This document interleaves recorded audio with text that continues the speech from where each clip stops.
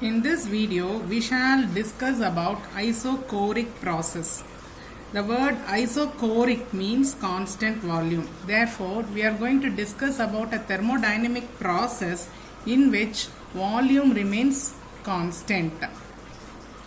So, in isochoric process, volume remains constant, which means that temperature, pressure and internal energy U will vary. So what can you think of an example for this?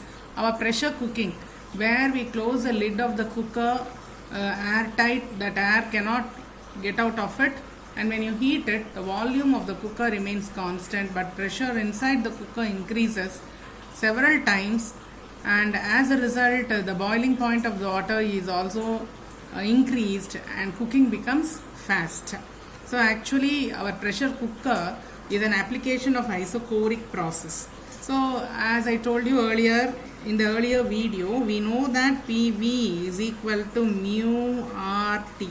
So here we will isolate P since volume is constant. So pressure P during an isochoric process can be written as mu R by V into T, in which mu R by V will be a constant because we have kept volume constant. So again from this equation we can write that P therefore will be directly proportional to T. That means if the temperature increases, pressure will increase. If temperature decreases, pressure will decrease correspondingly.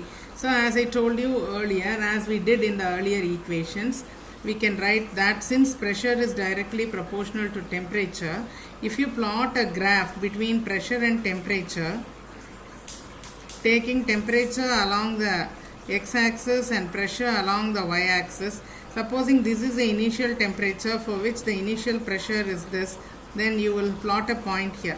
So as the temperature increases, the pressure also will be increasing, and thus we see that if you join this plot, it will be the pressure temperature graph will be a straight line which passes through the origin of the graph. Here it clearly, therefore it indicates that as the temperature increases, there will be a corresponding increase in the pressure. That is what this indicates, the diagram. Now if we draw a PV diagram for an isochoric process, if we draw a PV diagram for an isochoric process, then we will be taking volume along the x-axis and pressure along the y-axis. Since in this case volume is constant, say this is a constant volume at which the thermodynamic system is working. Now when you increase the temperature of the thermodynamic system from here, the pressure also will be increasing correspondingly. So this is the maximum temperature and therefore this will be the maximum pressure.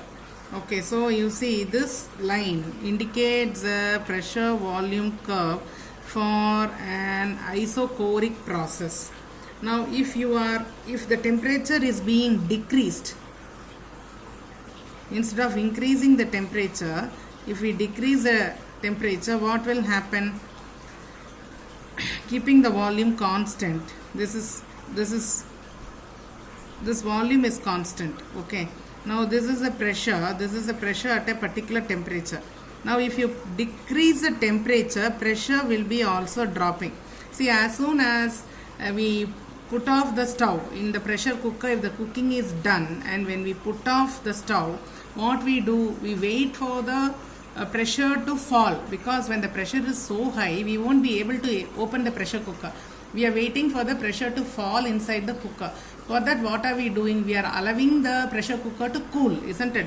So as the temperature falls, the pressure inside the thermodynamic system also will fall, but the volume will remain constant. So the arrow mark is like this, in this direction. So this curve indicates the PV diagram for an isochoric process when the temperature is decreasing. This is when the temperature is increasing. So when the temperature increases, pressure increases. When the temperature decreases, pressure decreases. So this is a PV diagram for isochoric process. Okay, now in this case, the volume remains constant. During an isochoric process, the volume remains constant, which means there is no increase or decrease in the volume.